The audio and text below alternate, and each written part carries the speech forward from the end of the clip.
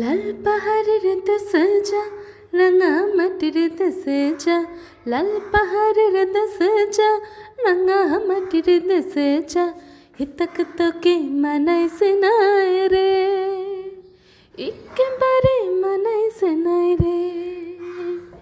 এই গানটার কথা ভাবলেই আমাদের প্রায় সবারই মনে পড়ে লাল মাটির দেশের কথা, বাঁকুড়া পুরুলিয়ার কথা।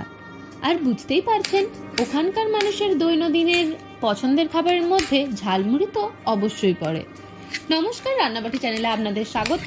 আর বুঝতেই পারছেন, আপনার সকলের প্রিয় ঝালমুড়ির রেসিপি নিয়ে আজকে আমি চলে এসেছি। তো ঝালমুড়ির জন্য প্রথমেই আমি সমস্ত উপকরণ একসাথে নিয়ে নিয়েছি। প্রথমে আমি একটি শসা, টমেটো, আলু, গাজর, ধনেপাতা, পেঁয়াজ, লঙ্কা, লেবু ছোট ছোট করে কুচি করে নেব। এখানে আমি একটু ছোলা আর মটর সিদ্ধ করে রেখেছি। তো প্রথমেই আমি একটি বাটিতে পেঁয়াজ কুচি, শসা কুচি,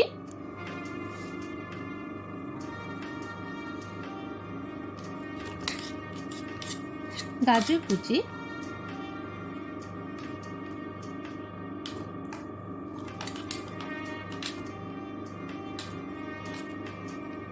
টমেটো কুচি,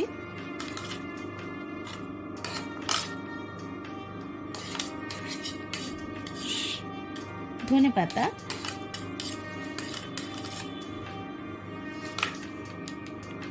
কুচিয়ে রাখা আলু,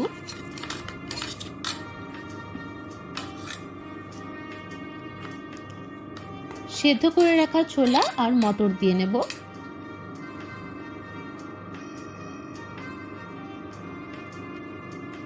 আপনারা এর পরিবর্তে ভেজে ছোলাও ইউজ করতে পারেন। এবার আমি পরিমাণ মতন বিট নুন, ভাজা মশলা,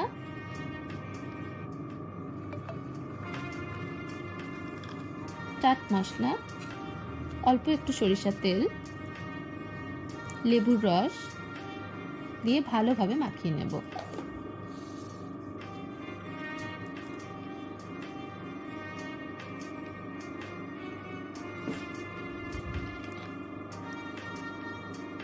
আমরা যদি এই উপকরণগুলি আগেই মাখিয়ে নিই তাহলে আর সুবিধা হবে। মুড়িগুলোর সাথে আগে থেকে মাখালে মুড়িগুলো নিয়ে যায়, তো সেই জন্য আগেই উপকরণগুলি মাখিয়ে নেওয়া ভালো। এবার আমি কিছুটা আচার দিয়ে নেব। এখানে আমি 2 রকম আচার ব্যবহার করেছি, লঙ্কা এবং আমের আচার। আপনাদের বাড়িতে যেরকম আচার অ্যাভেলেবেল থাকবে সেটি ইউজ করতে পারেন। এবার আমি ভালো করে মাখিয়ে নিচ্ছি। এরপর আমি যেহেতু দুজনের জন্য বানিয়েছি তাই 2টি পাত্রে মশলাটি ভাগ করে নেব এবং তাতে মুড়ি মাখিয়ে নিলেই দোকানের মতন ঝালমুড়ি একদম রেডি। আমি মুড়িটি ভালোভাবে মাখিয়ে নিচ্ছি।